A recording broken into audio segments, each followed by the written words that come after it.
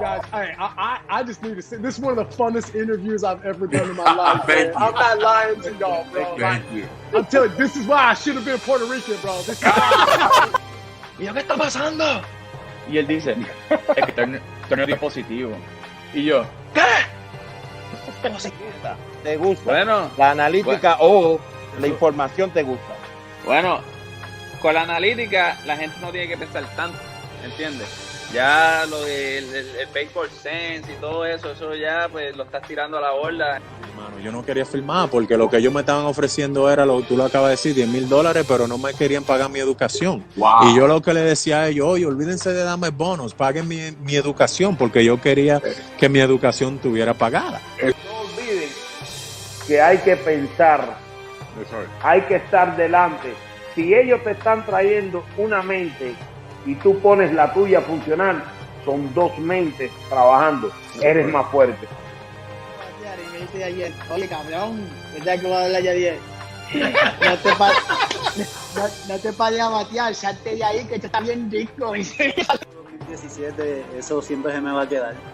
Ese clásico, demasiado en ambas, en la ofensiva y defensiva. O sea, tuve buen clásico y defensivamente ese clásico tuvo demasiado, viví mucho. Era súper diferente y uno tirando 25 entradas en 60 juegos para un relevista es demasiado, porque en 60 juegos jamás tú vas a tirar 25 hits. Cogiendo la base y parándote y dándote un selfie. He dicho nombre, no he dicho nombre todavía.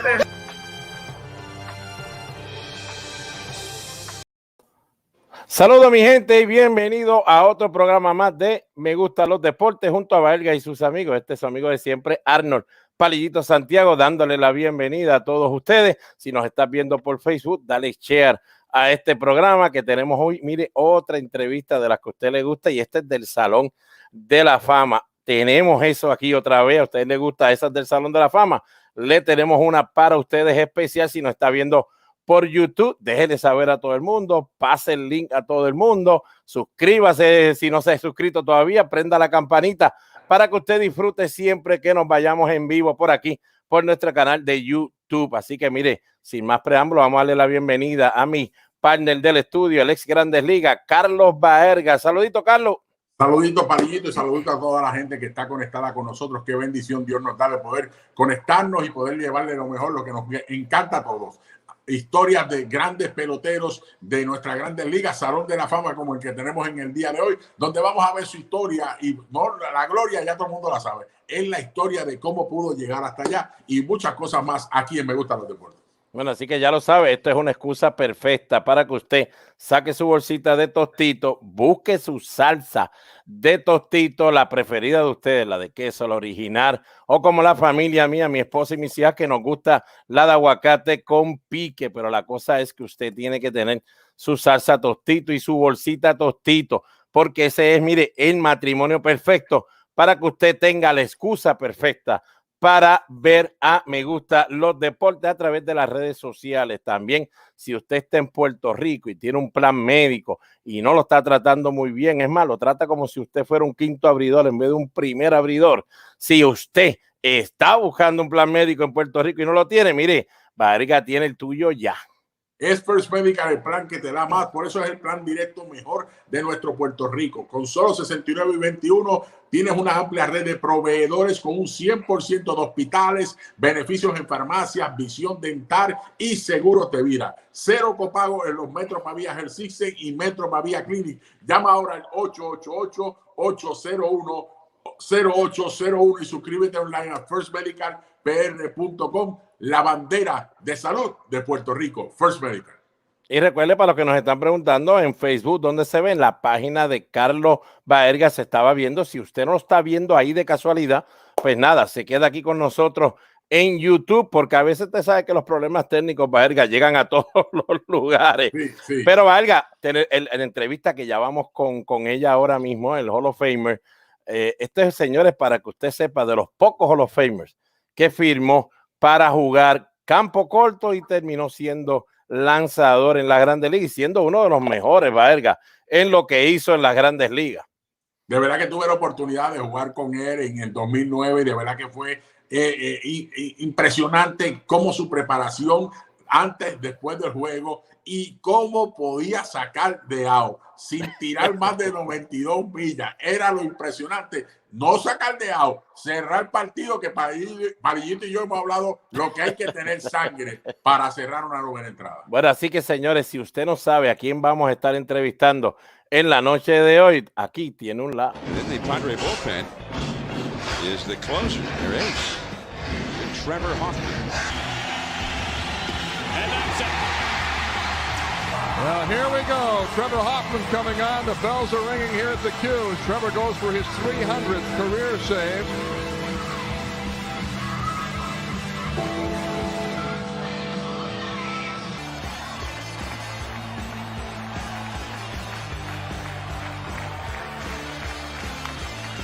And a high fly ball for the right field line. Mike Jarrett coming on.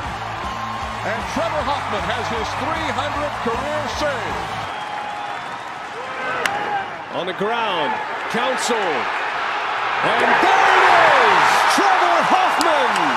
A milestone number 600! And here we go. We got our man here, our special guest for today, Hall of Famer Trevor Hoffman. Bienvenido a Me Gusta Los Deportes junto a Baerga y sus amigos. Saludos, amigo. How you doing, my friend? How are you? We're doing good. We're doing good. Palillito thought that you know a lot of English, but he don't know a lot of Spanish. He know English. Spanish he don't know that much. Un poquito. It's an honor for. I know.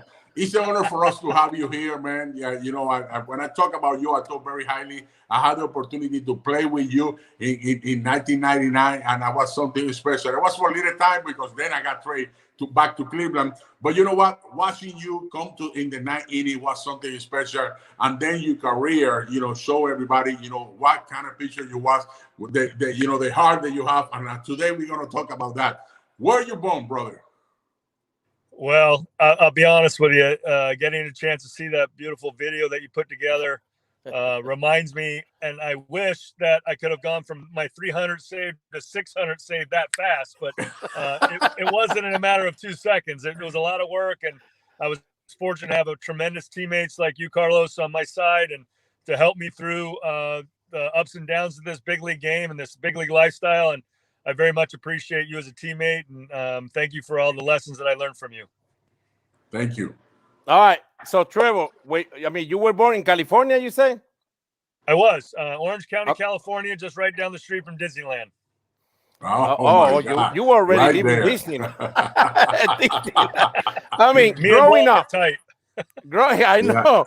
Growing up, because I know you do have a brother that played in the big leagues too. Before you started, I mean, but growing up, was it baseball all the thing that you guys did growing up, or there was other sports you guys tried back then? No, when I grew up, I was the remote control. So my brothers sat on the couch and they put me next to the television, and I had to turn the channels to what they wanted to watch. So that was the start of my adolescence career. I got a chance to go to all their games in high school. Admired their exploits and their teams and what they tried to do growing up. I only have one kidney, so I wasn't able to play contact sports. Yes. So I tried to do my best in baseball, and I got a chance to play a little bit of basketball. That's what I was going to ask you about that. I read that when you're born, you have to go to a surgery. They keep you out, you know, to do a lot of athletic stuff. So you was at home. And how you got that kind of body that you have? Because you was out. Hey, this guy right here was one of the stronger guys that I ever played with, Palillito. His body was unbelievable. And you grow up, you know, when you start playing baseball? Well, I was fortunate. Again, I go back to my childhood with my big brothers and great parents that humbled me and said, you work hard for everything you get. And honestly, it just was, that's how it was in the family. You go and you support your family, you work hard, and don't take anything for granted. And because of those foundational experiences, I feel like it was an opportunity to, you know, try and do your best along the way, I was lucky to have great coaches. I went to a junior college where I got a chance to play with Scott Pickler in California, and then University of Arizona with Jerry Kendall. And then, honestly, as I went through the pro ranks, I think of some of my tremendous Latin coaches that had a great influence on me, like Jose Cardinal in the Cincinnati Reds organization, Cookie Rojas and Veda Pinson in the Florida Marlins organization. And then ultimately, when I got over to San Diego, just everything I learned really helped me out in the big leagues. Okay, Trevor, I mean, when you got drafted, I mean, your mind was set to be the next something because you were not a pitcher. You wanted to be the next something. I mean, tell us about how this worked out with you, starting as a position player, and then, you know, who was the person that decided to move you, or what happened there? Well, the big thing in that video there was a big league infielder in that video, and that was JT Snow at first base, not Trevor Hoffman at shortstop. Yeah. Oh my God. Yeah. So honestly, I was lucky to make it to the Reds, as you see some highlights there, some footage. But I mean, I can't even hold a bat the right way. Look at that. No wonder I was destined for the mound. They're going to give that guy the sacrifice bunt every time. It's perfect. That's true. But you know what? Cincinnati Red take you in the 11th round, and then you sign, you know, with the Cincinnati Red. You went there, but then they tell you that they want to, you know, after 1 year they want to move you to a base, and they offer you to be a catcher. Palillito, they offer you to be a catcher or a pitcher, and it was like deciding, you know, what they're gonna do and stuff like that. And you know, do you like somebody? You know, when you was a little kid, you know, as a pitcher, did you want to come up and do it? Honestly, it was my father that had a lot to do with me not pitching as an adolescent. He said, I don't want you to have the opportunity to run into someone who will abuse your arm. In Little League, you go from 40 feet, and then you immediately at 13 years of age, you go to the big league size fields. And he said, you know what, save your arm in case you need to rely upon it. And fortunately, I didn't go to catching when I was a year into the minor leagues, because Jimmy Lett goes, I can't watch this kid hit anymore. I want to see what he can do on the mound. So I was fortunate to go to the pen, figure out how to pitch and throw strikes. And ultimately, I felt like that was my calling, and I was fortunate to realize it's not easy to hit. And so I didn't give away anything to a hitter. I was aggressive on the mound. I threw hard at the time. I hadn't developed my changeup, and I think the mindset that it takes as a regular, when you take that to the pitcher's mound, it can benefit you. Okay, my man, where were you when you get that phone call that says, hey, Trevor, you're going up? Well, actually, it was going down. We were in Melbourne, Florida. I got taken from the Reds to the Marlins, and we trained in Florida, and we were the first team to ever go south after you leave your ballpark or your hometown in spring training. And with the Marlins, we went south to Miami. And I didn't believe it until I was on the plane, until that sucker took off, and until I heard the wheels go up. I turned to Scott Pose, a teammate of mine that I had in Billings, Montana. And we looked at across each other. He goes, we're actually in the big leagues. And so I was lucky, really fortunate to be a part of an inaugural team in Miami that gave me a chance.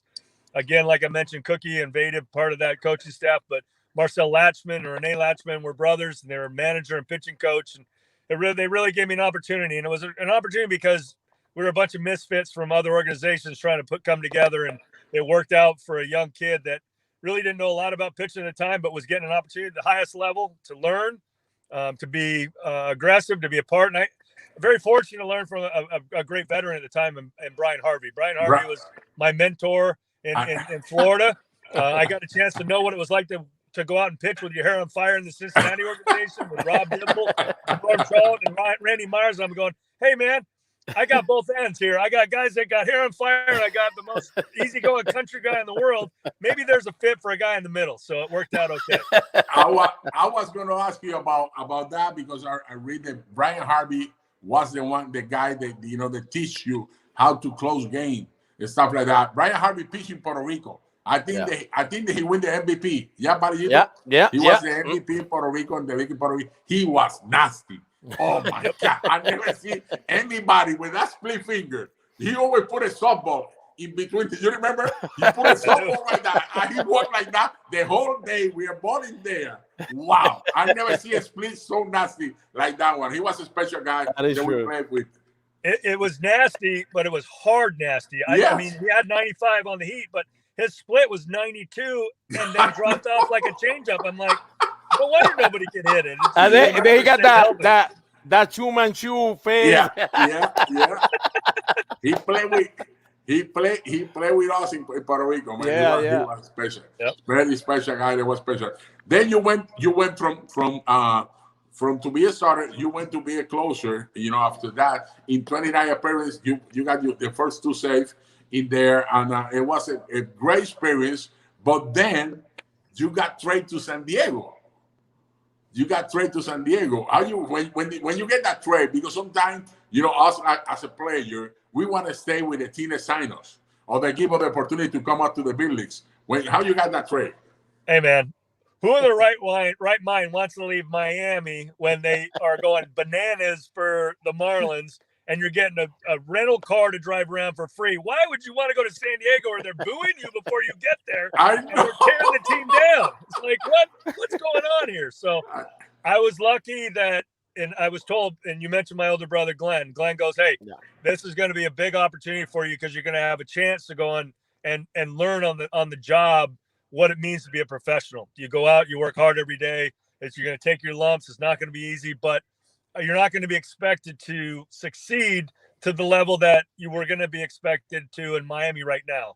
And you're also going to be close to home, so mom and dad were going to be able to come watch you play. And so it got me over the hump of getting maybe not – you look at sometimes they didn't want you, but it wasn't the case. It was San Diego wanted you a little bit more. They were getting Gary coming their way, and Randy Smith, who was with the San Diego Padres at the time, their general manager, said, we want Hoffy to come our way. And so it took a little bit. I settled in, and San Diego was a great place for me for a long time. And man, we had some great years there too.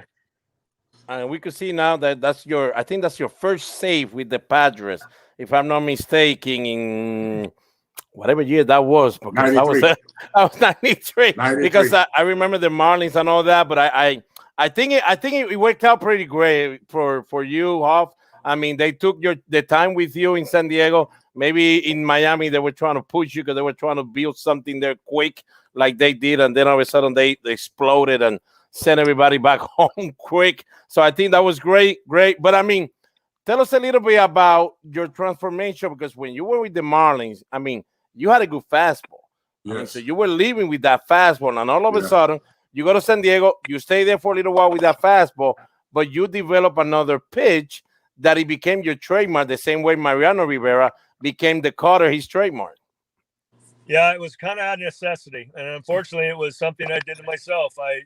We kind of will look back, and 1994 was their strike year, and it was in August 11th, and August 12th, Trevor Hoffman was on a beach in Del Mar, California, trying to play volleyball and catch Nerf footballs in about a foot of water in the ocean, and screwed up his shoulder, and so my fastball went away, and I had to get my shoulder ultimately fixed, but it forced me to have to rely on another pitch. And fortunately, I was able to develop a changeup through a former teammate, Donnie Elliott, showed me his grip. And that's the beautiful thing about having teammates is you get to bounce ideas off of. You get to ask questions like, how do you throw this? How do you as a hitter, what do you look for from a hitter's standpoint, what that guy features? And, how are you on time? And are you looking to go the other way? All these things as teammates, if you're constantly talking the game, which in my opinion, we don't talk enough about the game in today's game, just to learn from other experiences. I was able to, and I was fortunate to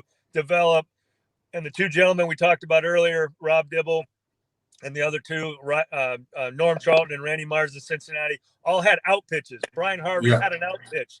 And I needed that equalizer pitch. I needed to learn something that would keep hitters off balance. And it wasn't going to be the fastball. Rob threw triple digits back in the day, right? And he said, hey, Atlanta turns me around like nobody's business. They hit me hard.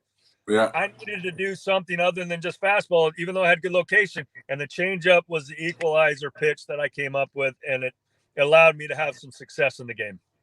I had to say to everybody, man, that I had the opportunity to play with you, and I say in '99.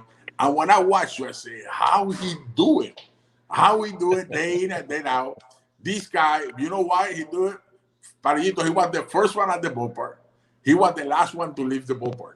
When I go to the ballpark, I used to get like 1:30. He already was running pull to pull, pull to pull every day. You know what he used to put on?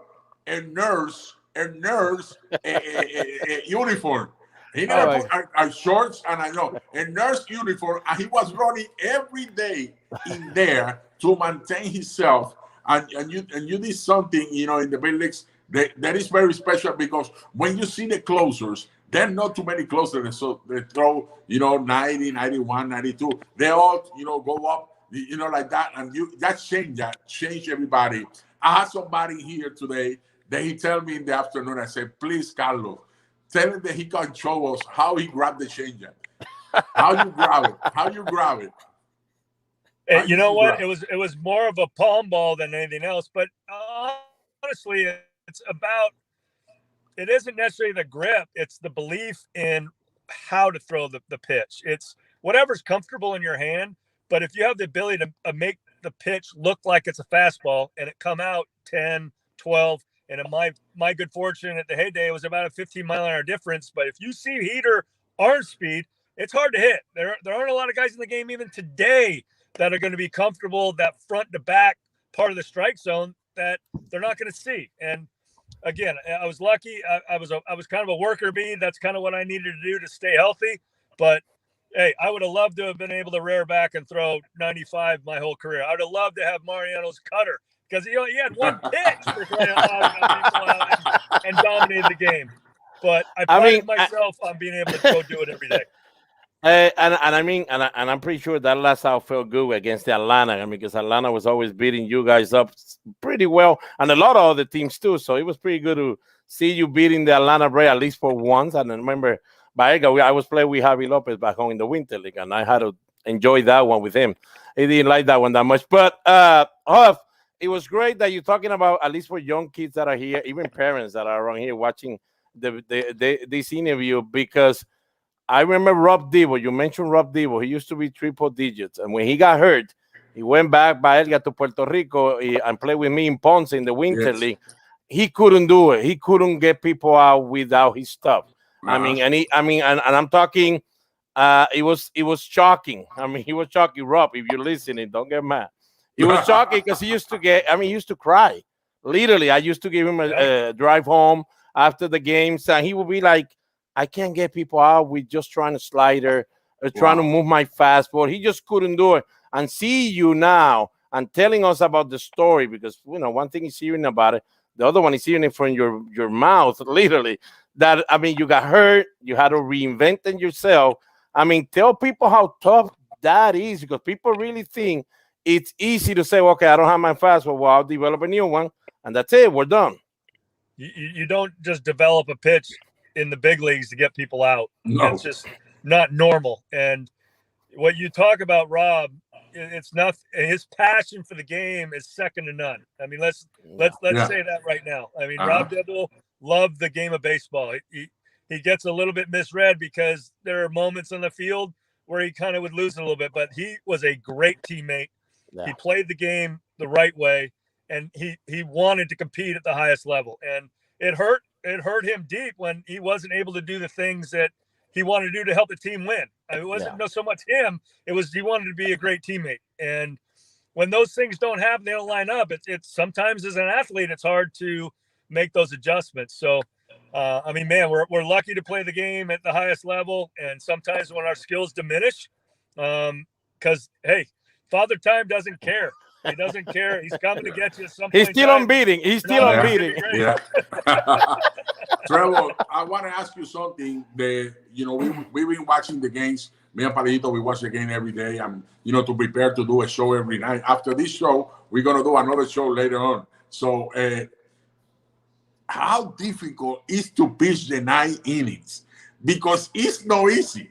We talk about that, and we see a couple closers giving it up. How difficult it is to pitch that inning, the 9? Well, I think it's very difficult nowadays to pitch any inning in the big leagues because we have the box. I mean, you have to throw the pitch right through the box, right? Like the umpire knows what the box is. The hitters know what the box is, and they're very good at knowing what it is. Like if that ball is just a hair out, ball, and then it shows up on TV, and it's a little bit off. It's like it's amazing they know that. And so don't let the robo umpire come in, because the pitcher's going to get that ball and we're going to nip the strike zone. We're going to get the beat and it's going to strike. I know. But as far as the ninth inning goes, I always felt like the pressure was on the offense. It was on them.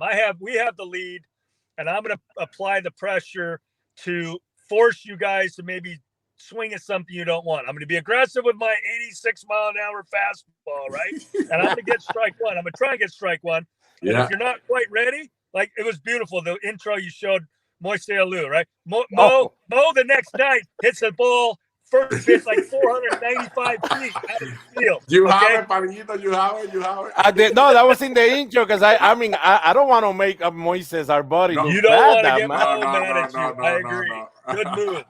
But he's not happy with you showing that changeup swing. He wasn't happy, and he came back the next night. He showed me he wasn't happy either, and he let me know. We were both managers of the Futures game in San Diego in 2016.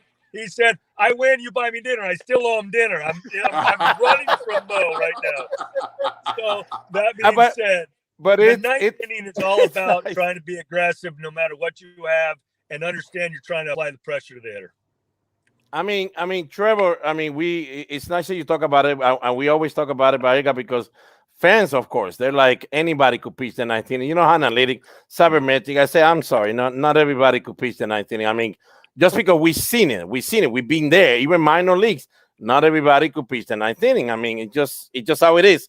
But for you, there was a lot of talk. How can he do it just working with that changeup and working with his fastball? Now I would like to ask you how you did it, how you prepare for each batter, each thing, or whatever way you guys did it, because now analytics might try to tell Trevor to be somebody else.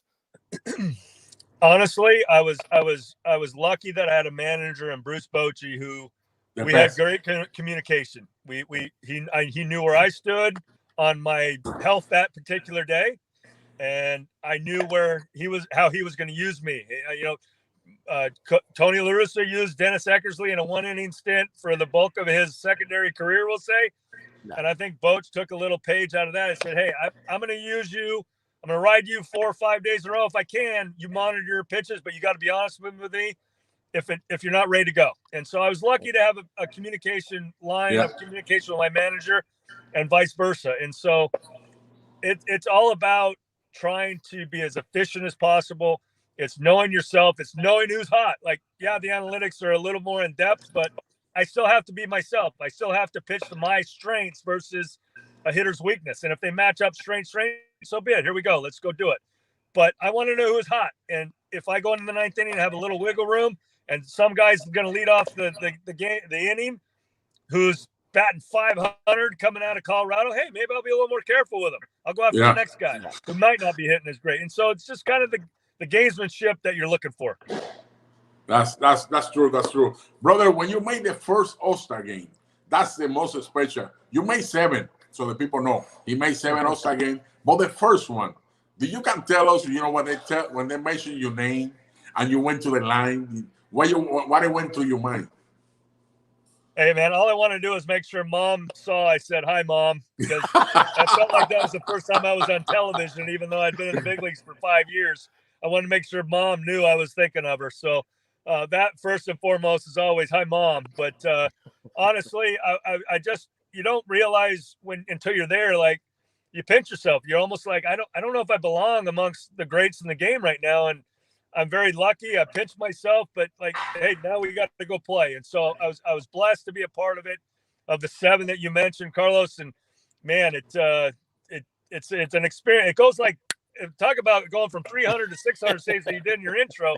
Talk about an all-star weekend. Like, the minute you land, you're everywhere and everybody's in town, and your head's spinning, you're getting no sleep, and then all of a sudden the home run derby, and then the game, and then you're going home. So it's the fastest 2-3 days you've ever had, and you didn't get any break. So it's crazy, but to be an all-star is something special at any stage in your career, and no matter what city it's in, and it's a blessing to be able to share that with your family as well.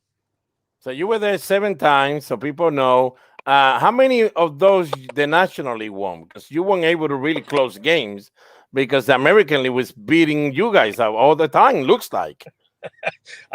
Honestly, I couldn't tell you the record, but I don't think it was very good. I know we were in a bit of a window where the American League was getting us.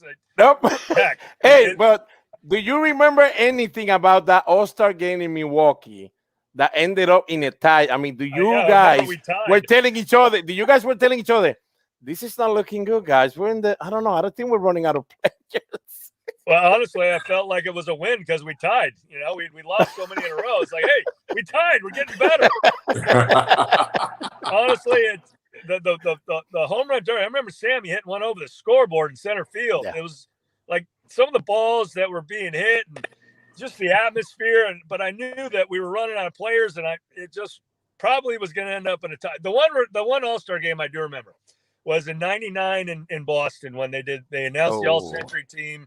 We had Pedro on the mound, a lot of hype around that, and he punched out the first 6 with every God knows best and National League hitter we had, and he made us look like little leaguers there. But just the experience of being a baseball town under those circumstances, all the Hall of Famers and all the greats that were alive, Ted Williams coming out and throwing the first pitch with Tony holding them up was an amazing opportunity to be a part of.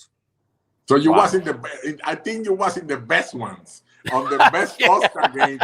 You was there because that time that was, oh my God, I was watching that. It was really, really special.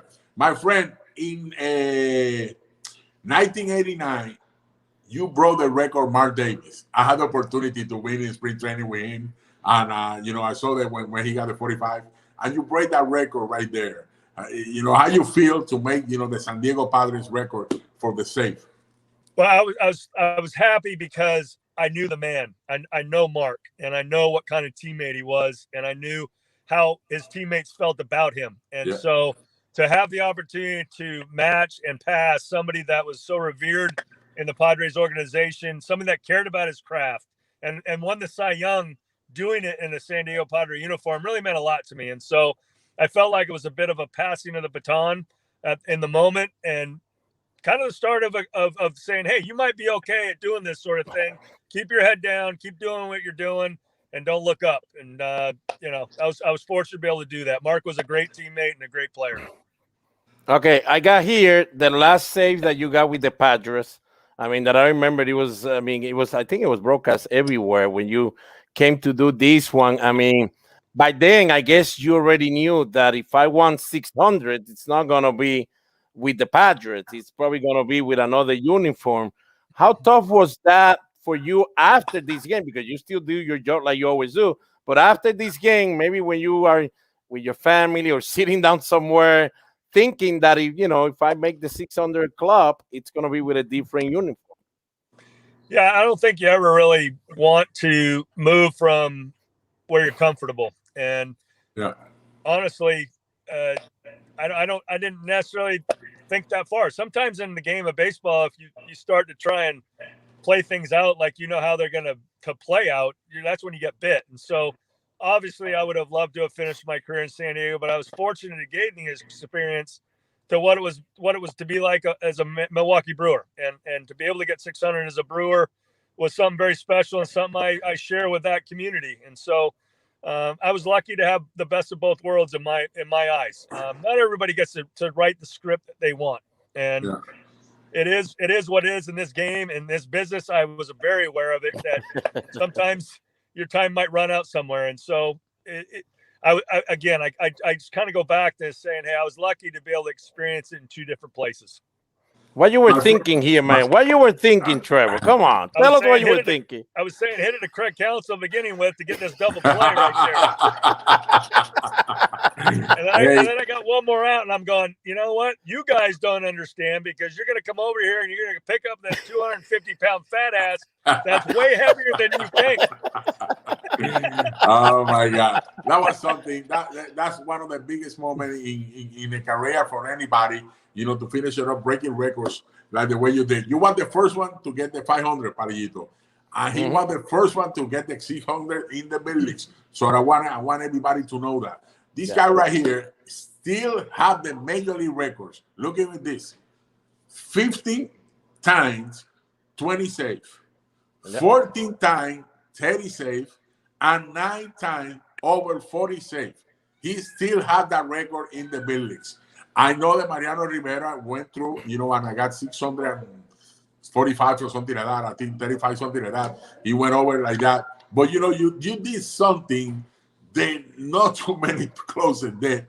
Maybe with more years that you play with and stuff like that. And what it makes it special, you know, I was watching here, you tied the record for Randy Myers too, 53 save, you know, in one of the years too. So, you know, everything you did every day was safe, be prepared, be ready for your team. This guy was a great teammate, Palillito. Great teammates, was there for everybody, and that was something that I admire for you. Your smile was there, winning or losing. Palillito, winning or losing, he always was smiling. You never see him pissed off. He was the same person. That's why you had the opportunity to say those many games, because you was cold, you know, cold body and stuff like that, you know, to go through, you know, when a tough time comes and stuff like that. How you did it? Somebody help you out, you know, mentally. Sometimes right now, you know, every organization has like 7 psychologist people in there. Do you have somebody to help you out, you know, like that? I was fortunate, Carlos. I'll be honest with you. I had an older brother that played in the big leagues for 10 years. And he told me this is an easy profession. And you have to have thick skin and you have to show up every day. And when the season ends, that's when you get to go home. But until then, you show up every day and you're a pro. And I was lucky to have great men around me to support the nights that weren't that special, that didn't turn out the way we wanted them to. But you come back the next day and you know that you're going to try your best as a group, and it's a job. And that part of the job you embrace. And so I get where some of the things can get hard. And it's easier. It's way easier to say it now. I mean, it's, you know, what the kids have to go through today is not easy. The scrutiny, not only from the media, but the social media component. You know, all we had to worry about is a little bit of talk radio and papers. And if you stayed away from it or didn't listen to it, you had your little bubble you could take care of. But now that you're so exposed as a player, and sometimes you can kind of listen to a little bit too much. And my recommendation would be, love on your family, keep your family close to you, keep your teammates close to you, and just trust the process. Trust what you do well, and go out and do it day in and day out. And so, you know, the numbers are great. I appreciate you saying all that. I was lucky to be around great people, and I'm lucky that I got a chance to do it, man. All right, Trevor. I mean, it took you 3 times. I don't know how, or I don't know why, because, I mean, I know it's something we can control as a human being. The Hall of Fame vote, people, they vote the way they want to vote. But, I mean, one thing that really got me so mad, and I just want to tell you, because I fought with a lot of people. I've been doing this for a while, and I kept fighting with people. I kept fighting with some people that they're my buddies, and then afterward, they understood what I was saying. Because they kept saying, I mean, how could he be Hall of Famer or a true Hall of Famer, Trevor Hoffman, if he had trouble in the playoff? And I'm thinking, so of course, a guy that doesn't make the playoff, you guys don't use that against him. But a guy that makes it to the playoff probably doesn't have a good one, are we going to use that against him? How in the world? I mean, that's not fair. And I heard people talking about, no, what's the deal? Oh, he was in San Diego. The team wasn't that bad. People think that because you're playing a bad team, the save is still not important for that day. I mean, you are winning the game. I mean, so I got very mad, Trevor. I don't know how you felt that you had to wait 3 years. I don't know why. But how was that moment? Because we got a little video here. How was that moment when you finally got that call? Well, honestly, the call is amazing. But I will say that most of your colleagues that might be giving you a bunch of crap, they weren't staying up till 1 o'clock in the morning when I was getting it done every day, day in and day out. They saw the 12 playoff games I stunk, and I get what they think. I'm not very good, but that's okay if you look at some of the numbers that I was able to get it done. But to be able to get Jack O'Connell, the president of the Baseball Writers Association, to call, and to have a ton of family and friends around, it gives me goosebumps to see the video you guys are showing. The lady right there in the middle, in the yellow, was my mom. We lost. Wow. We got you, man. We got you. We're with you. Yeah, we're with you, bro. We lost my mom in January to COVID. Wow. And she had the opportunity to let me go into the Hall of Fame and be a part of it and see it. And wow. I think that's kind of why we're able to have so many people, honestly, around that time, because the first year I didn't think I had a shot either. Come on. And then on the third year, I felt like one way or the other, it was not about really me going in. It was going to be an opportunity to honor my mom and my dad, who wasn't able to be there, to just say thank you for their support. Wow. No, hey, brother, this is the kind of heart this guy has. That's why I talk very highly about him, because that's the way he was for his teammate too. Always. He fight for the teammates too, because that kind of person that you was. Let me tell you something. You know what? You are a Hall of Famer because you work hard every day. While you went through with that accident that happened with your shoulder and pitch, change from the hard thrower to be, know a hard thrower to know how to pitch, to did it, the way you did it is special. Look at the major league records. I said 3 already, but when I look, there are more. He got the more save in the National League, 601 in the National League. Most consecutive season with at least 40 save, 4 in the National League. More season with at least 40 save, 9 that I said before. Most strikeout per 9 innings by a reliever. That's something without throwing over 91. Listen to that, guys. Without throwing over 91, 9.36 in 9 innings, and the most carrera game pitched in one team in the National League, 902. This guy was a Hall of Famer, man, for our life, for us. I mean, Baerga, to add to what you're saying, yeah. At least I just met Trevor through the interview and before the interview. And my respect, of course, is through the roof with him all the whole time. But definitely Hall of Fame parents and family. Hall of Fame parents and family, because I could see it on you, Trevor, since the beginning. We were talking about growing up. You mentioned your brothers, you mentioned your parents, and you, growing up like that, it's a blessing. So you've been blessed. You said that you from, the area close to Disneyland. Well, you really had Disney family with you the whole time, because your family was always with you. There was a lot of love, I could tell. Keep enjoying your time in the Cape. I don't know, Jessica, we might have to drive around there tomorrow or something. but keep having fun with your family, man. And for me, Baerga, it's an honor to have you here tonight, my man. I really appreciate this tonight, guys. It was a pleasure again to spend some time with you, reflect on the glory days. It always baffles me that I was able to play such a beautiful game for as long as I did and watch some of the young talent that's playing the game today.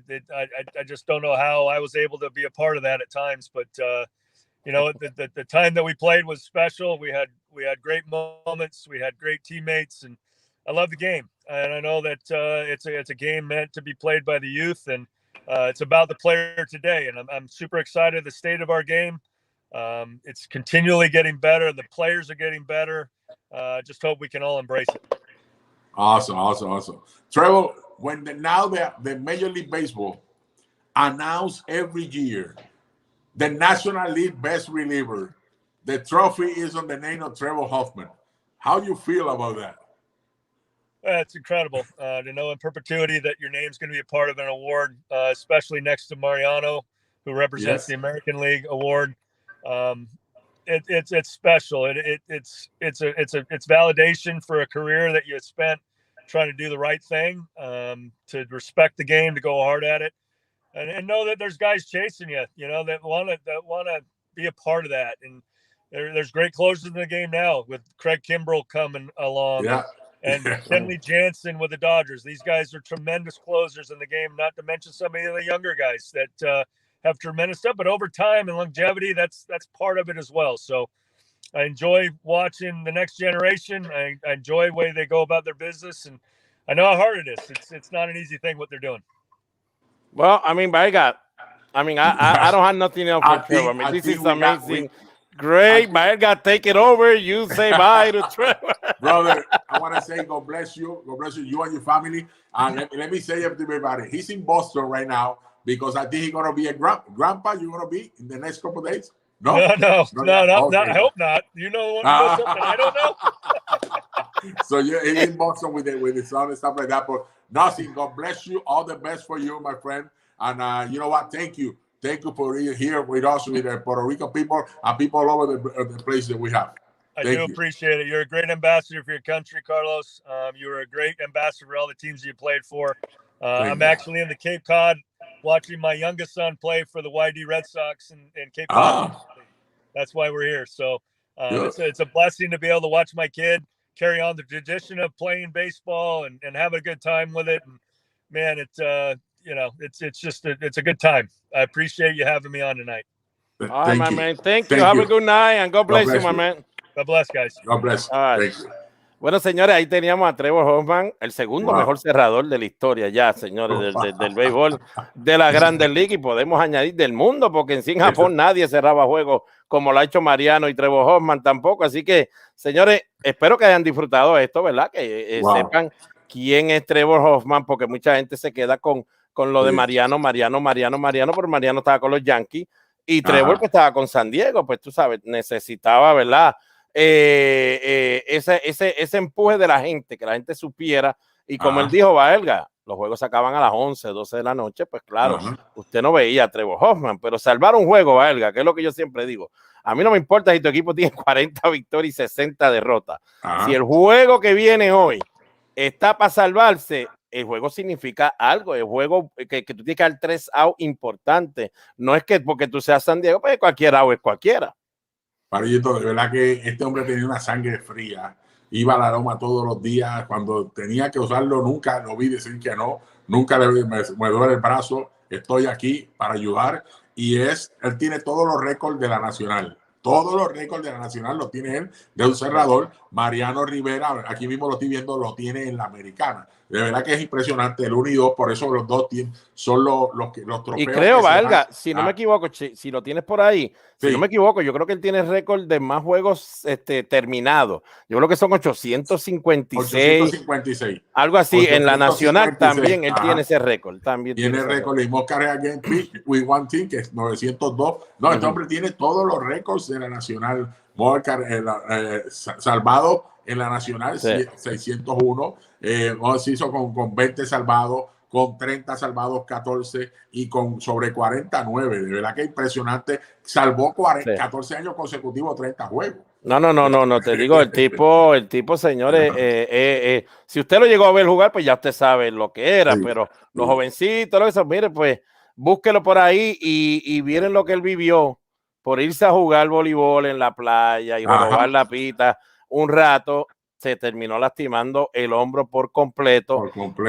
Y eso es un buen consejo para usted. Si todavía usted está haciendo algo, va camino a algo, no lo ha logrado por completo, lleva 2 o 3 añitos haciéndolo nada más, pero usted quiere durar 10 o 12 años haciéndolo, pues mire, asegúrese donde usted va, ¿verdad? A disfrutar. A veces vamos a disfrutar, ¿verdad? Y sin darnos cuenta nos montamos una motora, en un triciclo, en algo nos montamos y decimos, wow, mano, eso está brutal. Y después cuando llegas a tu casa te das cuenta, wow, si yo me llego a caer, porque, Baerga, yo lo hice un par de veces cuando estaba en las menores, iba al yunque, y tú sabes que el yunque hay unos áreas que tú trepas las piedras y te tira. Y después yo llegaba casi y decía, ay, vine, si yo me llego a dar un cantazo, se me va la carrera. No tengo ni oportunidad de llegar a nada. Pero es cosa, ¿verdad?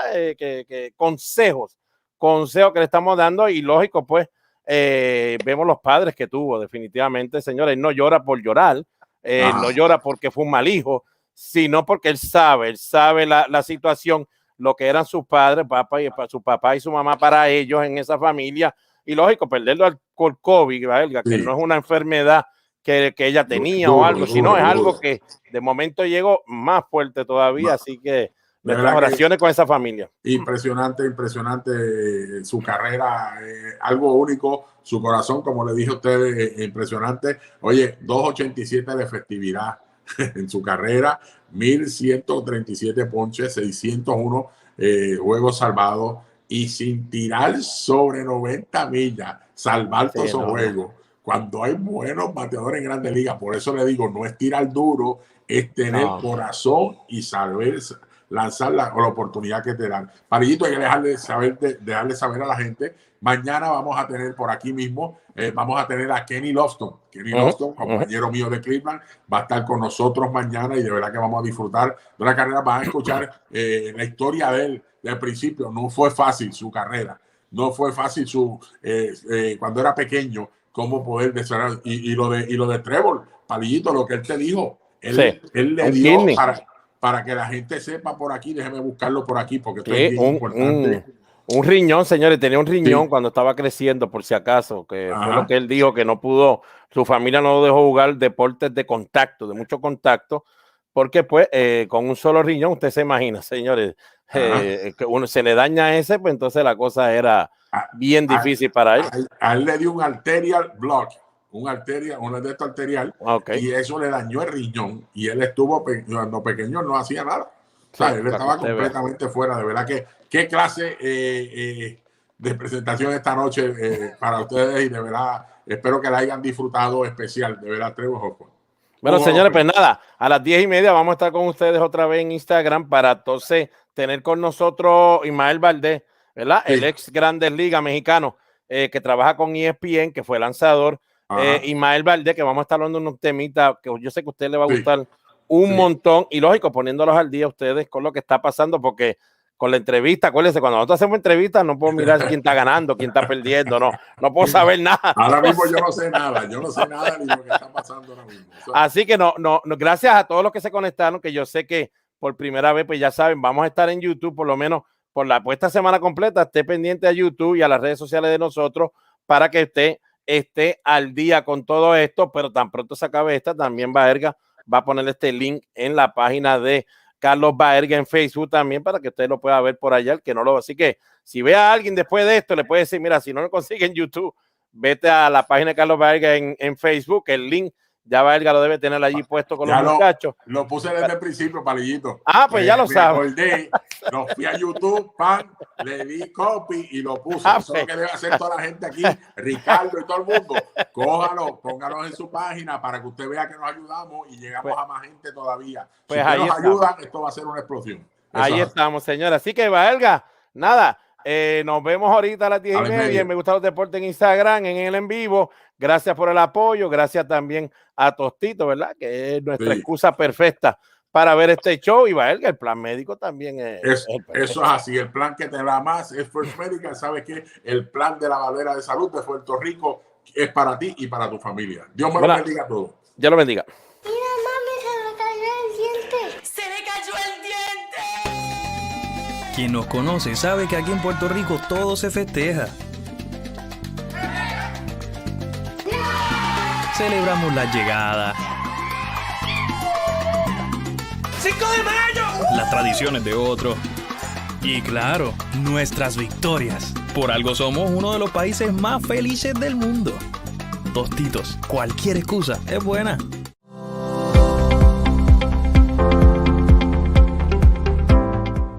Saludos, soy Carlos Baerga y junto a First Medical Health Plan Inc. hoy quiero orientarte sobre los efectos secundarios de la vacuna contra el COVID-19.